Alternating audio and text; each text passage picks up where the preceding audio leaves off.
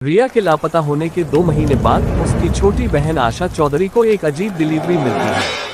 एक पुराना लकड़ी का बॉक्स। बिना किसी नाम के बॉक्स खोलते ही अंदर वही कैमरा होता है जो रिया अपने साथ हवेली ले गई थी। जब आशा कैमरा ऑन करती है तो स्क्रीन पर एक झिलमिलाती क्लिप चलती है। रिया का चेहरा दिखाई देता है, डर से पसीने पसीने, और वो बस एक बात बार बार कह रही है, वापस मत देखना, जो भी हो कभी पीछे मत मुड़ना। और फिर कैमरा झटके से जमीन पर गिरता है। उस आखिरी फ्रेम में दिखता है एक गुड़िया जिसकी एक आंख कांच की है और दूसरी में इंसानी आंख। आशा, जो साइकोलॉजी की स्टूडेंट है, मानती नहीं इन सब बातों को। वो सोचती है रिया शायद ट्रॉमा में थी या कुछ मानसिक उलझन में। लेकिन जब वो हवेली के पुराने रिकॉर्ड खंगालती है तो उसे पता चलता है कि 1953 में एक बच्चा उस हवेली में खो गया था।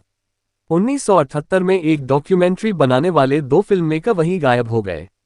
1995 में एक पुलिस वाले की लाश हवेली के कांच से बने झूमर में उलझी मिली और उसकी आंखें गायब थीं।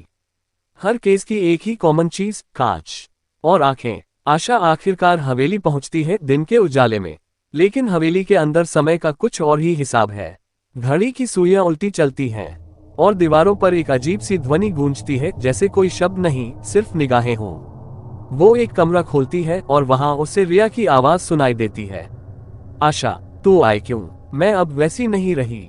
आशा जब पीछे मुड़ती है तो रिया खड़ी होती है, वही चेहरा, लेकिन उसकी आंखों में अब इंसानी गर्मी नहीं, कांच की ठंडक है। और रिया कहती है, अब मेरी एक आंख खाली है दीदी, क्या तुम दे सकोगी? आशा की चीख हवेली की दीवारों से टकराकर गूंजती है। फिर सन्नाटा।